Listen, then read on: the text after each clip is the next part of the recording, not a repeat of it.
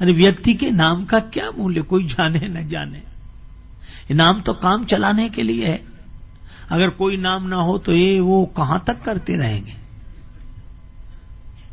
एक गांव में किसी बेटी का विवाह हुआ।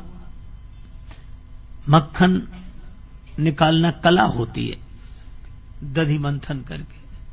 अब वो बेचारी शहर की रहने वाली, उसे ढंग मालूम नहीं।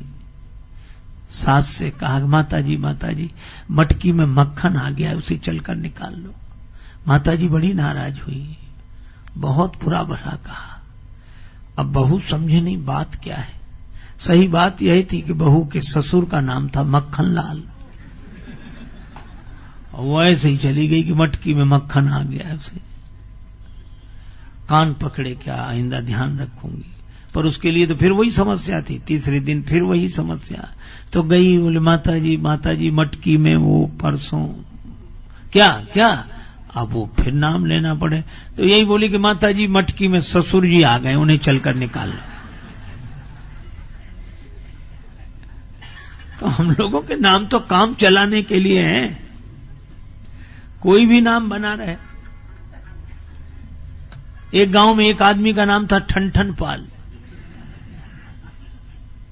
उसकी पत्नी को बड़ा बुरा लगे, क्योंकि मोहल्ले की सब बधुएं कहती, देखो ठनठन पाल की बहू आ रही है, वो ठनठन पाल। तो उसने अपने पति से कहा कि नाम बदलो। पति ने कहा कि नाम में क्या रखा है, कुछ भी बना रहे। नहीं बदलो, नहीं तो मैं घर बदल कर चली जाऊंगी, मायके चली जाऊंगी। पति ने कहा कि भाई तेरी मर्जी, अब नाम में। तो नाराज होकर मायके चली अपने पिता के यहां। पैदल चली जा रही थी। रास्ते में एक बालिका लकड़ी बीन रही थी। इसने पूछा, बेटी तुम्हारा क्या नाम है? बड़ी गरीबनी जान पड़ती हो, लकड़ी बीन रही हो। उस बालिका ने कहा कि मेरा नाम लक्ष्मी है। उसका लकड़ी बीने लक्ष्मी, चलो खैर होगा। आगे चले, एक बैलगाड़ी में भूसा भरा हुआ। एक आदमी गाड़ी हाँकते आ रहा था।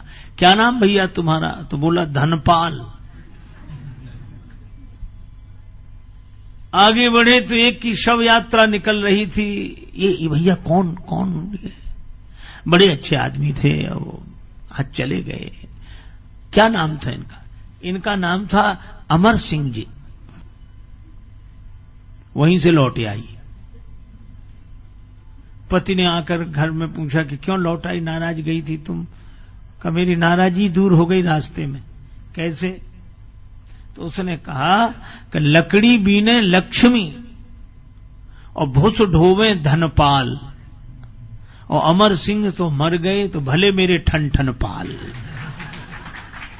जब यही सब होना है, लेकिन बड़ी कठिनाई। भक्तों के बीच में भक्ति बढ़े। कबीरा तेरी झोपड़ी गलकट्टों के पास, जो करेंगे सो भरेंगे, तू क्यों हो तो उदास। बड़ा मुश्किल है केर बेर का संग। कबीरदास जी बैठे, बगल में वेश्या की हवेली। अब उसी समय वहां नाच गान हो, इधर कबीरदास जी झीनी झीनी बीनी चदरिया। उनका ये बाबा जी की वजह से बहुत डिस्टरबेंस होता है। किसी ने कहा संत के पास है क्या? घास की झोपड़ी आग लगा तो भाग जाए। आग लगा दी, कबीर की झोपड़ी जलने लगी। कबीरदास जी बोले कोई बात नहीं, बाहर मैदान में बैठ के भजन करेंगे। झोपड़ी में आग लग जाए तो क्या, मैदान को तो कोई कुछ कर नहीं रहा, मैदान में बैठे। मैदान बैठ गए।